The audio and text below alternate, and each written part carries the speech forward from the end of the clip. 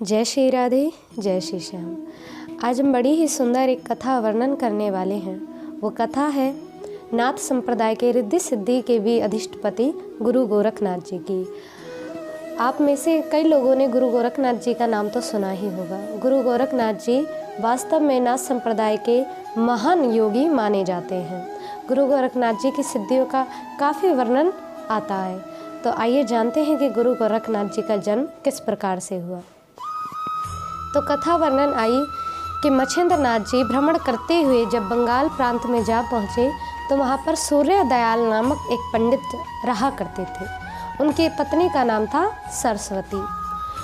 तो मच्छिंद्र नाथ जी भिक्षा के लिए जैसे ही उनके घर पे जाके अलख जगाया तो उनकी पत्नी सरस्वती निकल कर के आई और मच्छिंद्र नाथ जी को पात्र में भिक्षा डालने लगी।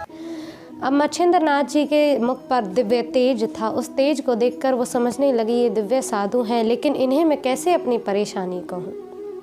मच्छिंद्र नाथ जी ने कहा, देवी क्या हुआ, आप किसी दुख से दुखित हैं या कोई कारण है सो आप मुझसे कहिए।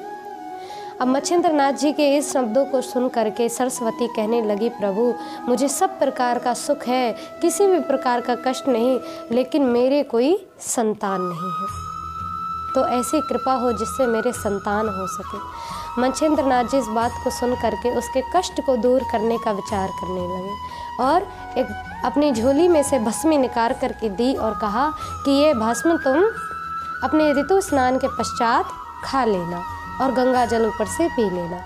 इस भस्मी के द्वारा तुम्हें अवश्य ही संतान होगी।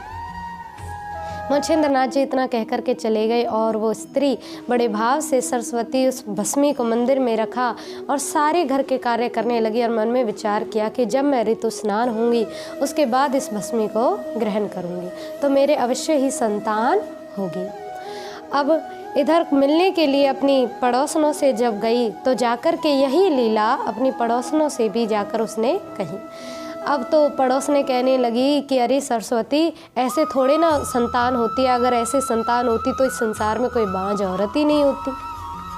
अब सरस्वती के मन में पड़ोसनों ने ना जाने क्या क्या गलत राय उसको दी और कहा कि इस भस्मी को तुम ग्रहण मत करो। अब ये बात सुन कर के सरस्वती कुछ तो सोचने लगी और घर आकर के विचार किया कि बात तो सही है कि अगर ऐसे भस्मी से संतान होती तो कोई भी स्त्री बांझ ही नहीं होती। इतना अब मन में विचार ही कर रही थी। सोचा कि इस भस्मी को रख कर ही क्या करूं, तो उसने एक कूड़े के ढेर में उस भस्मी को गड्ढे में डाल दिया। अब वहाँ पर सब लोग आकर के कोई गोबर इत्यादि अपना डाला क्या करते थे। अब गोबर इत्यादि डाला करते थे तो मच्छिंद्र नाथ जी उससे कह कर गए थे कि जब तुम्हारी संतान होगी तो 12 साल के बाद मैं तुम्हारे यहाँ आऊँगा और उस संतान को ले जाऊँगा, उसे अपना दिव्य शिष्य बना करके दिव्य योगी के रूप में परिणित करूँगा। इधर समय बीता धीरे धीरे। अब वो तो मच्छिंद्र नाथ जी के दिव्य प्रताप की भस्मी थी, वो कैसे व्यर्थ हो सकती थी। तो पानी और गोबर के कारण उस भस्मी में से अंकुर फूटने लगे और उसी गड्ढे में से दिव्य संतान का प्राकट्य हुआ।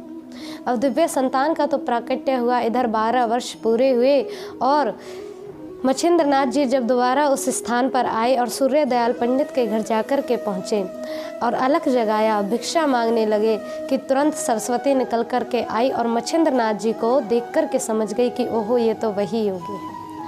अब मन में इतना संदेह उत्पन्न होने लगा कि कोई शब्द नहीं निकल पाए कि क्या कहूँ, कैसे कहूँ, क्योंकि मैंने तो उस भस्मी को खाया ही नहीं है। अब मच्छिंद्र नाथ जी पूछने लगे, देवी आपका तो पुत्र बड़ा हो गया होगा। अब सरस्वती कोई शब्द ना निकाल पाई और पूछने लगे, देवी कच कहिए क्या हुआ, क्या आपकी संतान ने जन्म ही नहीं लिया या फिर गर्भ में नष्ट हो गई, कोई कारण हो सो आप मुझसे कहिए।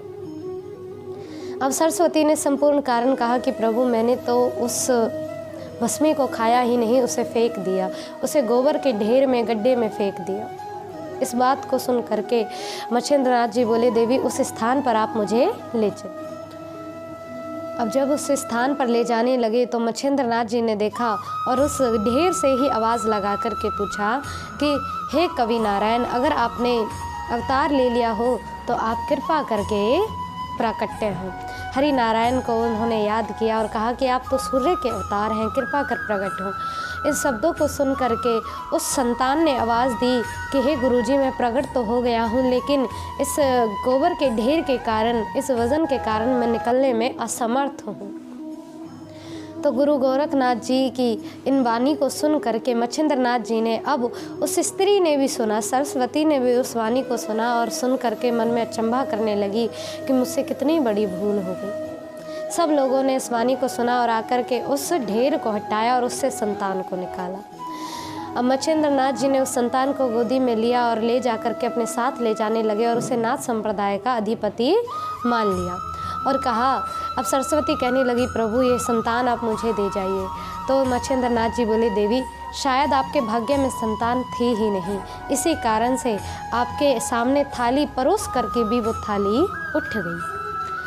आपने संसार के कहने से इस भस्मी को ग्रहण ना करके अपना ही अहित किया है। तो अब ये संतान 12 वर्ष पूरे हो गए, अब ये संतान अवश्यत रूप से मेरे ही साथ जाएगी।